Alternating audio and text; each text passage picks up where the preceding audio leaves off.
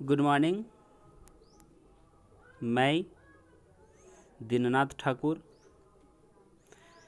Workers College Jamshedpur, Department of Geography, Kolhan University, Jharkhand. आज आप सभी को मैं यूजी सेमेस्टर थर्ड के CC7 अर्थात ज्योग्राफी ऑफ झारखंड के मॉड्यूल 4 से संबंधित टॉपिक उरांव जनजाति को लेकर आया हूँ। सबसे पहले जानते हैं कि उरांव जनजाति झारखंड की दूसरी सबसे बड़ी जनजाति है। इसे द्रविडियन समूह से संबंधित माना गया है। इनकी जनसंख्या की अगर हम बात करें तो 1941 ईस्वी में 6.48 लाख, 1961 में 7.35 लाख, 1971 में 8.76 लाख और 1981 में 8.76 लाख, 1991 में 10.34 लाख, 2001 में 13.90 लाख जनसंख्या थी उरांव जनजाति की झारखंड में। 1991 के जनगणना के अनुसार झारखंड की कुल जनजातीय जनसंख्या का 18% उरांव जनजाति से संबंधित था। इसकी 75% जनसंख्या गुमला, लोहरदगा, रांची, सिमडेगा, लातेहार, पलामू, गढ़वा में निवास करती है। कुछ अंचलों में इनका संक्रमण अधिक मिलता है, जिनमें गुमला, बेड़ो, घाघरा, चैनपुर, महुआटांड़, सिमडेगा, कुरडेग और भरनो प्रमुख हैं। झारखंड के मैप पर अर्थात झारखंड के मानचित्र पर अगर हम उरांव जनजाति की आवास या मुख्य निवास क्षेत्र को देखेंगे तो इसके अंतर्गत उरांव जनजाति का हमारा आवास क्षेत्र है, जबकि हमारा संथाल का जो आवास क्षेत्र था वो कोल्हान के अंतर्गत था। जबकि उरांव का हमारा इस बेल्ट में है, जिसमें गुमला, पलामू, नेतरहाट जैसे प्रमुख क्षेत्र शामिल हैं। ऐतिहासिक पृष्ठभूमि की अगर बात करें तो उरांव जनजाति की जनसंख्या पश्चिम से पूर्व की ओर निरंतर कम होती गई है, जिसका मुख्य कारण ऐतिहासिक पृष्ठभूमि रही है, क्योंकि मानव शास्त्रियों का मानना है कि उरांव भारत के पश्चिमी तट से नदी घाटियों के सहारे स्थानांतरित होते हुए रोहतास के पठार, तत्पश्चात सोन नदी के पलामू क्षेत्र से आकर बस गए। इसके बाद फिर पाट प्रदेश, रांची पठार में इनका क्रमिक विकास होता गया। सामाजिक दशाएं प्रमुख रूप से इसमें गोत्र, पहरा व्यवस्था और युवा गृह शामिल है।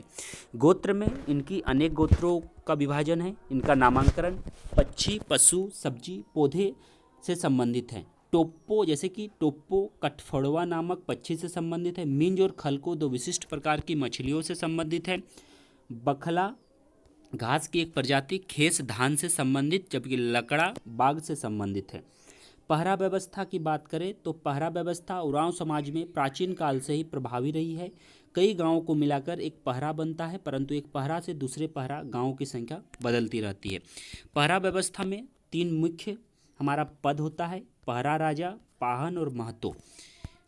परहा पंचायत का प्रमुख राजा होता है और बैठक साल में एक बार विशु सेंद्रा के पहले होता है। सेंद्रा एक प्रकार का वर्षाकालीन हमारा शिकार के पहले है।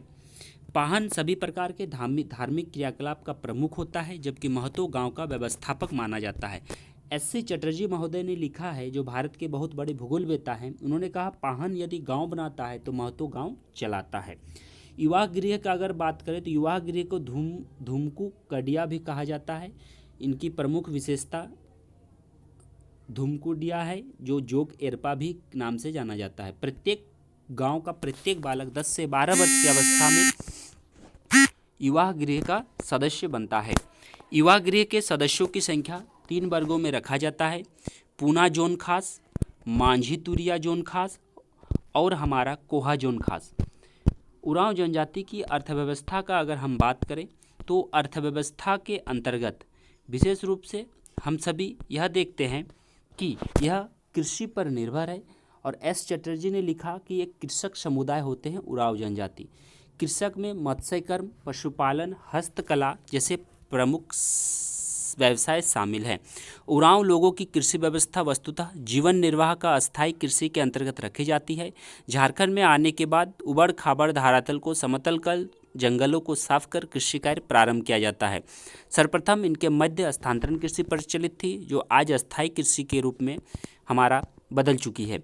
इनमें दोन और टार 2 प्रकार की भूमि का विभाजन है।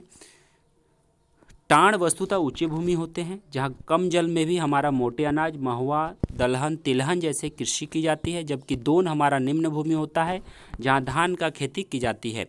उरांव समाज कृषि में बहुफसली और अंतः फसली व्यवस्था दिखाई पड़ती है। खेतों के उपजाऊपन को बनाए रखने के लिए गोबर, पुराने तालाबों के कीचड़, राख के साथ करंज के फूलों को मिलाकर खाद तैयार किए जाते हैं। अन्य क्रियाकलाप में उरांव लोगों का जंगल से घनिष्ठ संबंध दिखाई देता है, क्योंकि अपनी आवश्यकता को पूरा करने के लिए वन के उत्पादों पर निर्भर होते हैं। साथ ही साथ ये शिकार भी करते हैं और वर्षा काल के बाद खेतों, तालाबों और नदियों में मछली पकड़ने का भी कार्य करते हैं। तो हम निष्कर्षतः यह कह सकते हैं कि उरांव जनजाति झारखंड की प्रमुख जनजातियों में शामिल है। इनका विकास और इनके विकास की दशाएं झारखंड के हमारा रांची, लोहरदगा, गुमला, सिमडेगा, लातेहार, पलामू, गढ़वा जैसे जिलों में 75% है और 18 और हमारा बाकी 25% अन्य क्षेत्रों में पाई जाती हैं। और वर्तमान समय में अगर बात करें तो इनका शिक्षा का स्तर में धीरे धीरे विकास हो रहा है और उन्हीं के परिणाम स्वरूप आज हर एक जनजाति, भारत का, झारखंड का हर एक जनजाति आगे बढ़ रहा है, विकास कर रहा है। यदि हम यह भी कहें कि शिक्षा के अलावा अन्य क्षेत्रों में, सांस्कृतिक गतिविधियों में, सामाजिक कार्यों में भी इनकी रुचि बढ़ रही है। ये जंगलों से बाहर निकलकर शहरों की ओर पलायन करना प्रारंभ किए हैं रोजगार की आवश्यकता के लिए। जैसे जैसे इनका विकास होते जा रहा है, इनमें रोजगार की ललक या फिर कह सकते हैं रोजगार की भूख बढ़ रही है, क्योंकि इनकी जनसंख्या बढ़ रही है और यह भी धीरे धीरे करके शहरों की ओर पलायन कर रहे हैं। जब शहरों की ओर पलायन कर रहे हैं तो अपने परिवारों के साथ पलायन कर रहे हैं, जिसके कारण ये शिक्षित भी हो रहे हैं, क्योंकि शहरी समाज में इनका विकास हो रहा है। तो हम कह सकते हैं कि इनकी ऐतिहासिक पृष्ठभूमि, इनके सामाजिक दशाएँ, इनका युवा गृह या फिर कह सकते हैं इनका अर्थव्यवस्था प्राचीन काल से ही काफ़ी महत्वपूर्ण रही है और उसी के आधार पर हमारा उरांव जनजाति झारखंड में महत्वपूर्ण स्थान पर रही है। जैसे कि पिछले वीडियो में मैंने आप लोगों को बताया था संथाल जनजाति के बारे में और आज मैंने बताया उरांव जनजाति के बारे में, तो दोनों ही विषय एग्ज़ाम पॉइंट ऑफ व्यू से काफ़ी महत्वपूर्ण है। तो इसे आप लोग जरूर से ज़रूर ध्यान दें और याद जरूर करें।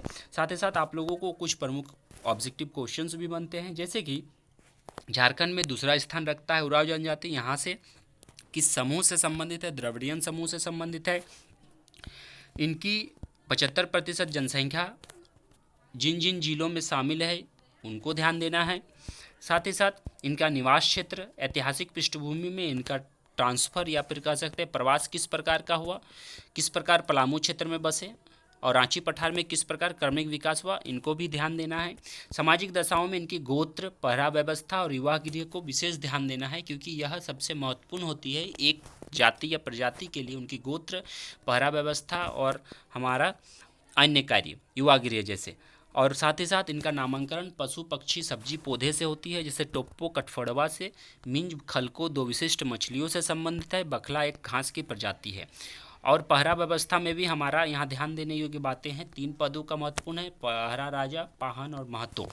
साथ ही साथ एसपी चटर्जी का ये स्टेटमेंट जरूर से ज़रूर याद कर लें, जो आप लोगों को एग्ज़ाम में काफ़ी महत्वपूर्ण भूमिका निभाने वाला है, क्योंकि एसपी चटर्जी ने कहा है पाहन गांव बनाता है तो महतो गांव चलाता है। इसी के आधार पर संपूर्ण टॉपिक को आप लोगों को याद करना जरूरी है। धन्यवाद।